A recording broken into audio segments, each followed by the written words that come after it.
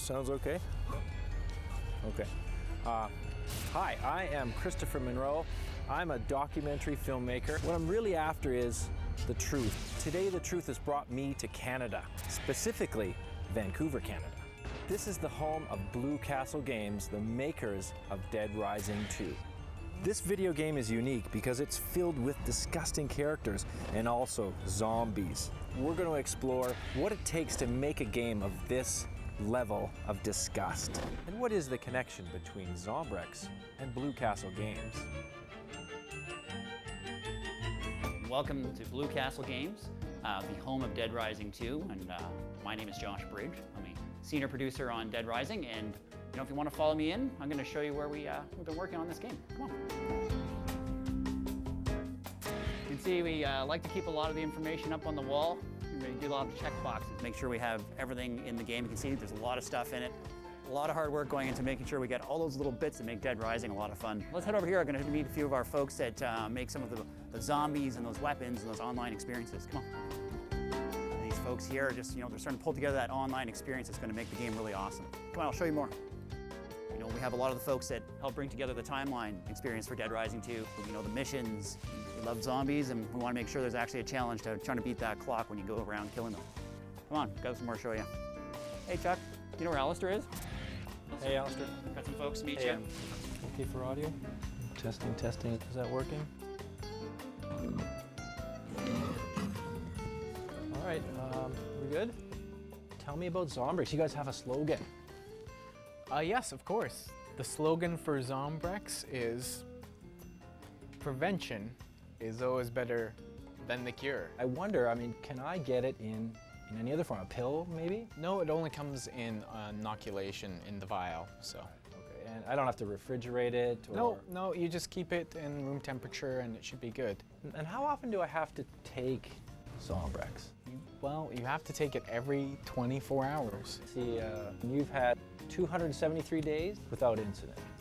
Say I'm worried I might be infected. How do I know? What are the symptoms? Well, first you want to look out for, a rank odor, strange behavior like unfamiliar cravings, the smell of rotting limbs, and... Oh, sorry. Can we... Oh. Sorry. My head. You can pick it up. Why don't you were telling me about the symptoms. Herd-like mentality, increased shambling, random limb loss, unfamiliar cravings, so if people are, craving flesh or brains. When was the last time you took your Zombrex? Let me tell you.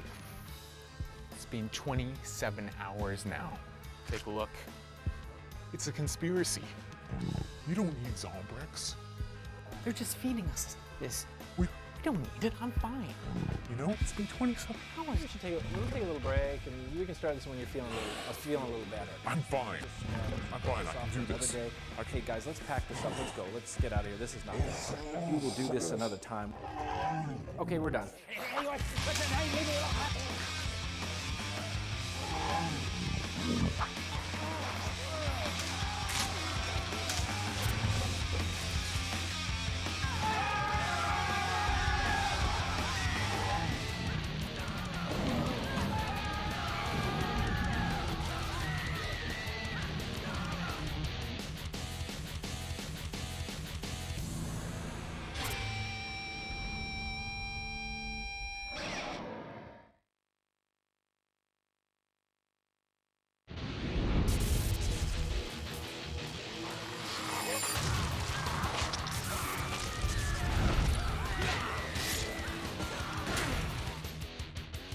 Dead Rising 2 occurs 5 years after Dead Rising 1. It is a continuation of the universe of Dead Rising. The outbreak that occurred at Willamette Mall in Dead Rising 1, that story is continued. The zombie virus is still in America. The problem of zombies is still in America. And Fortune City represents the largest outbreak since the events of the past. My name's Chuck. Our main hero is Chuck Greene. He's an ex-motocross champ. He lost his wife in an outbreak, and he just has his daughter who's infected. In a world filled with zombies, and there's this drug called Zombrex, and that's used to sort of keep the disease at bay. Zombrex is incredibly expensive, so there he is. competing in this, controversial game show called Terror's Reality. That's where he can, get enough cash to pay for some Zombrex and keep his daughter alive. Katie, it's me, it's Daddy. He wins a little bit of money, and then he goes off to buy his daughter Zombrex, and then there's a zombie outbreak in the arena. He escapes with his daughter to the safe house, which is this government shelter. The shelter gets locked down for 3 days until the military comes to rescue them. Well, Chuck has to get out because he's got a daughter who needs this drug. Like, if she doesn't get it in a certain amount of time, she's going to be turning into a zombie. So he has to go out into the world and try and find some Zombrex. And when he gets back, they see a newscast that says that it wasn't an accident, the zombie outbreak, and he's the one who started it. Look, I don't know what the hell is going on here, but I'm being set up. 最初に基本ストーリーを、 Basically, I started with creating the story on my end. And once I had a basic framework of what it should be, I passed it over to Blue Castle. They rewrote some of it, and they passed it back. And then we rewrote some of it and passed it back. It's a very reiterative process. But playing this catch ball, so to speak, going back and forth, ultimately led to the highest quality version of the story. The story and the context are usually in contrast. The story is incredibly serious. It's really important for us that the character and the motivations are very serious, because that contrast is needed for a lot of things the players can bring into them and a lot of things they get from the world. So you can imagine this really serious context, and then they're in this world, it's ridiculous. It's like Vegas on steroids. And then the player they can mess with those cinematics too. They can come in there and they can wear whatever goofy outfits they want. And that adds to that one of the key pillars of Dead Rising is that dark humor. You're Chuck Greene. Dead Rising is a game about America. It was made in Japan, developed in Japan, but it's about America, and it's about American culture. You can see the kind of like love and satire and parody and strange respect for American culture. We're just upping that. It's a zombie game, but it's also this kind of like deep embedded satire of American culture. What makes it fun is playing it. We get a lot of folks playing our game a lot in the office.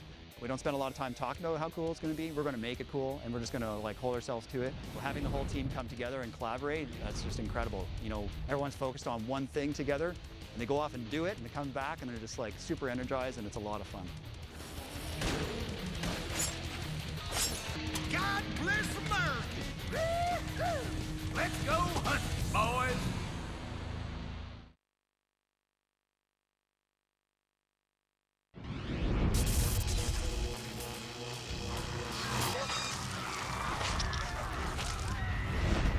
Let the lady go. の魅力っていうのはやっぱゲームストーリーの中にも A large part of how attractive a character is comes from what he does in the story and the situation he's been thrust in. Inafune-san, the VP, is very, very character driven. Frank West is an amazing character. We all loved him. Ugly bruiser that he is, he did represent character, and you can't speak of Capcom without acknowledging what they've brought to characters in video games. They are very, very character driven. They wanted us to bring something a little bit more all-American to the franchise, but we didn't want to go with someone absolutely cheesy. We wanted to go with someone iconic, someone that you can recognize from a single screenshot. Chuck Greene slowly evolved over time. Like with any character, there's a lot of, both with his visual looks and also his personality, there's a lot of trial and error. And there's about the casting and the animation, and all of those things work together to create this character. But he's basically an everyday guy caught in an insane situation that he doesn't know how to control it. He has to find out how to get out of it and how to control it. We have concept work we could package in a 100-page book for Chuck. What he started off as and how he's finally ended up. But we're very pleased with how iconic Chuck is. 被らない。フランクとはあまり被ってしまう。 Chuck sort of fit the story and the personality of the game that we were going for. If Chuck was too similar to Frank West in his personality, then people would say, well, you should have just used Frank West in the first place.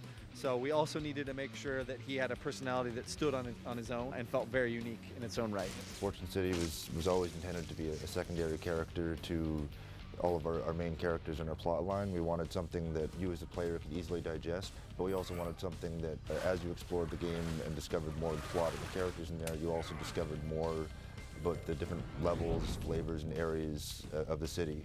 We did reuse a fair number of the assets from DR1, particularly with the zombies, so they move and feel very much like they did in the first one, which lends itself to, hey, this feels like Dead Rising. We've got a ton more zombies on the screen, so we had to have more variety for just for the sake of not seeing repetitiveness. So it doesn't feel like one single zombie constantly doing the same thing. Oh no. When we went to Vegas and Reno, we weren't just capturing for the environment. We did take the opportunity to photograph the consumers of Vegas. And then we created basically a mugs list, a wall, like a crime scene. And we did notice a lot of similarities in the kind of guys and girls that go to Vegas. So it's very easy to extract the visual language out of your typical Vegas consumer. They're not just human beings who have been turned into zombies. These are guys who are shopping, gambling, eating, going to shows and clubs when this thing happened. The zombies are always there, they're always in the way, but typically they're in the way while you're trying to progress to deal with human beings. And one of the staples of zombie movies has always been that the real enemy is other people. And you are? Oh, you know me. I'm Slappy. We did a lot of concept on our psychopaths, and I think those are the characters that had most of the team gathering around the monitors, you know, laughing or pointing out issues with it. That's where we really had to express, this guy's gone absolutely crazy. They're not going to be your typical human beings. They're going to be recognizable for the characteristics that they portray are portrayed on their exterior as well. They're incarnate of gluttony or sexual appetite, or just sheer frustration is represented in their concept. And the character team did an amazing job of translating those into 3D. I'm Antoine! I am the king of cuisine!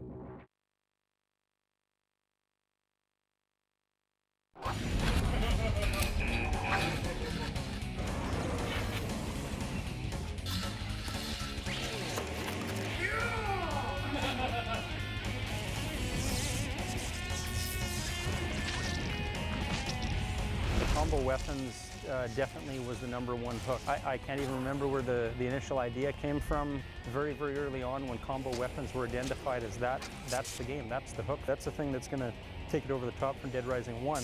We tried to take some weapons that are like, okay, this is an iconic weapon, you know, like the sickle. Let's add something to it, and it just kept blossoming. And you know, Capcom was giving us great feedback, saying we love this stuff, keep going, and we did. We just kept trying to do as many as we could. The paddle saw, which has emerged into sort of the iconic weapon for Chuck Greene, that was one of the very first ones we did.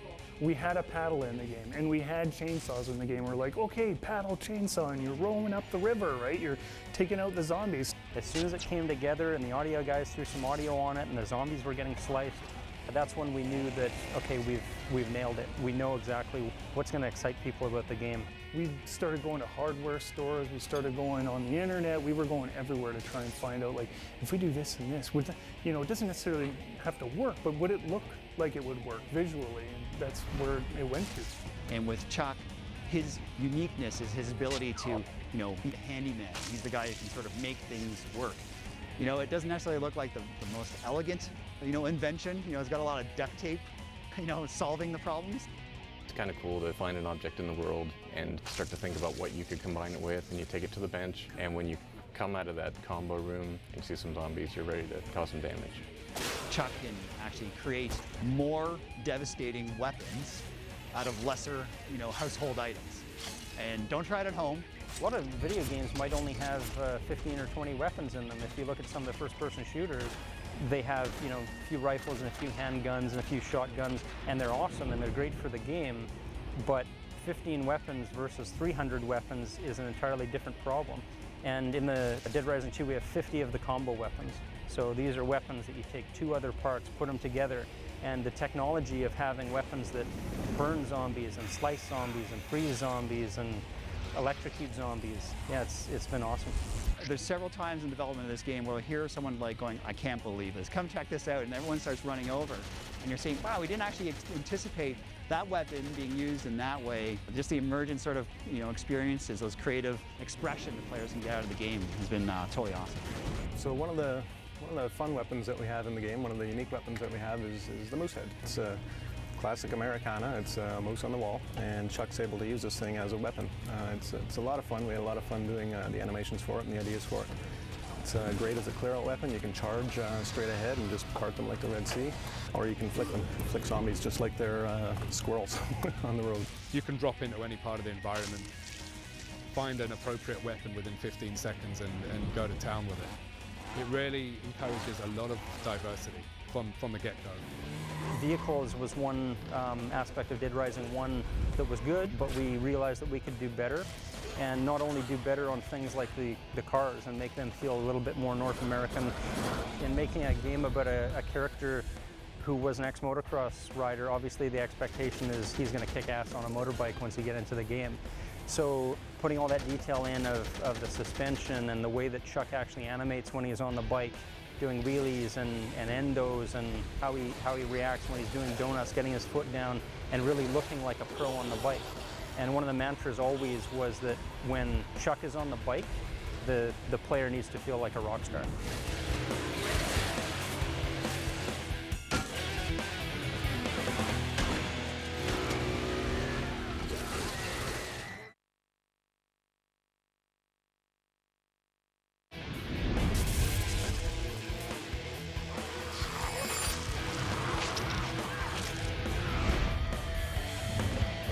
Dead Rising 2 has been quite an exciting product to work on and quite challenging from a global standpoint because we've got development centered at Capcom Japan in Osaka, and they're working directly with Blue Castle Games, who's up in Vancouver. And at the same time, the marketing for Europe is being driven out of our London office.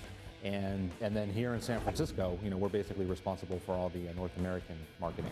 Well, it was quite easy for everything to come together because within Dead Rising there are a certain amount of pillars, we call them, that just obviously stand out as well. From a marketing point of view, this is the type of thing that we're going to build the campaign around. We've got a website called tapeitordie.com where we've got 4 fictitious characters who are supposedly in the game world blogging about events as they happen. And when we presented the idea to the R&D team, they were actually so excited about it that they modeled these characters in the game and hid them in a location so you as the player can actually go in and find them. With a game like Dead Rising 2, it really takes a lot of people from around the world. This is a real global game from every side. There's constant email, phone conversation, video conferences, every week in order to ensure a successful campaign. We'll come in and we're catching the guys in the UK at the end of their day. And we'll kind of, work on some things with them, and then all of a sudden, as we're winding down, the emails start coming in from Japan because it's the start of their day. So it's almost like the development of Dead Rising 2 and all the elements associated with the campaign are on a 24-hour clock. Working with all the different studios, this sort of worldwide global effort, it's kind of funny because it actually doesn't feel like anything culturally clashing. And I mean, everyone loves zombies, so everyone kind of comes forward like, what'd be really cool is we do this. I'm like, yeah, that totally makes sense. That's rad, that's zombies.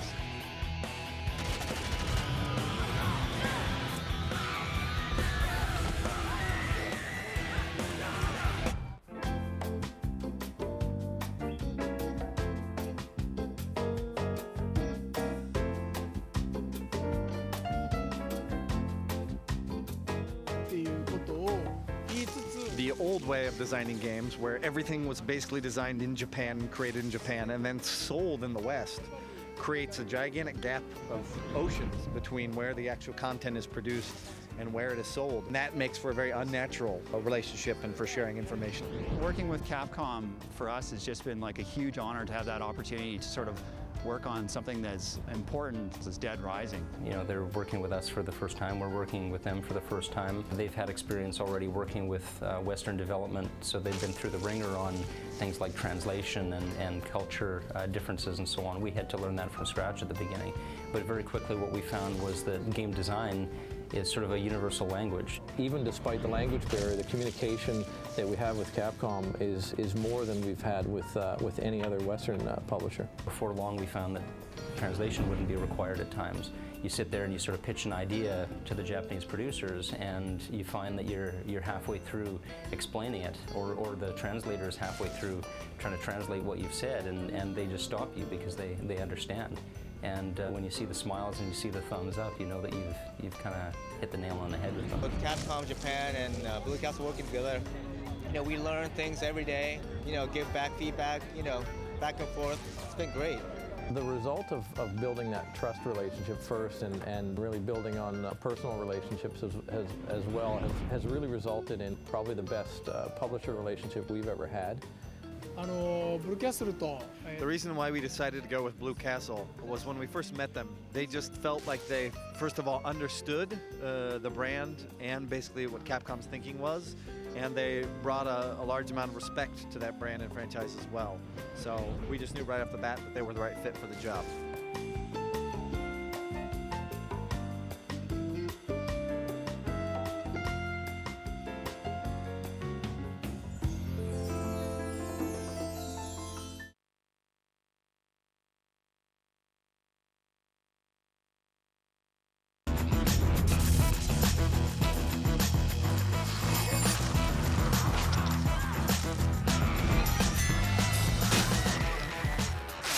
Challenge was like wanting to sort of fulfill a vision where players can play the game in a competitive nature and players can obviously play the game in a cooperative nature. How do we make that work without it degrading into like some sort of like first person, third person, shooting sequence? So this idea that brought to us actually was the brainchild of Capcom, and Inafune-san was this idea of this game show, Terror's Reality. Inafune-san was the creator of Dead Rising 1, and he's got an incredible lineage in the industry all the way back to Mega Man. And Terror's Reality was his sort of attempt to take something like American Gladiators and Takeshi's Castle, which we know as MXC in North America, and take those and sort of meld them together and have this crazy, wacky game show with zombies in the middle of all of it. It's really overly advertised and overly announced and really cheesy, in fact. And it's actually quite funny, right? And that's an excellent contrast to those zombies that are spilling blood on this brightly pink, and yellow floor. Terror's Reality was always designed to be multiplayer from the beginning. We knew that we wanted to have the 4-player sort of adversarial co-op games where you would jump in and have this very short, intense experience. But it was maybe halfway through the project where we couldn't ignore the fans anymore, and you heard on the forums or read on the forums, it's like, yeah, Terror's Reality looks like it's going to be really cool, but what we really want is co-op. We want to be running around with our buddy killing zombies and exploring this incredible world. We're working through trying to make sure that it's going to be really fun with multiple people in the environment, doing whatever they want to do, right? If they want to use the wheelchair and then another guy lines them up with the baseball bat, we got to cover all of these different issues that weren't really thought about, but we're doing and having fun doing it. What happens to the game world now that you have two running in the game? Obviously every cooperative game faces that, but something like Dead Rising and the amount of characters we have to deal with, it's been a huge challenge. So this kind of encapsulates what we wanted Fortune City to feel like. You come to Fortune City with your friends, and here's a good place to blow off a little steam after a long day of gambling. You can come in here, get served by beautiful women, maybe get a private dance or two. There's a whole lot of alcohol to drink in here. You've got zombie strippers wandering around. Audio helped out a ton in this case. We've got pounding music and a strobe light going on in here. We wanted something that would feel lively and exciting. Everything was created with a single player mind frame, but you may like certain combos and I may like certain combos, and then when you use them in conjunction, you'll be surprised with the various results that you can get. And I mean, it is possible to do it by yourself, but it's really funny and awesome when you see it 2 players. Watching your buddy just running down the street with a moose head and zombies are flying all over the place, like, that's funny stuff. It just doesn't get much better than that, just watching your buddy like, whoa, and then you get hit by a zombie that's right behind you because you weren't paying attention. Even if you played the first one and enjoyed it a lot, the sort of experience you're going to have and the way that you're going to play the game is going to totally change in multiplayer. And so you're basically getting 2 really great experiences for the price of one.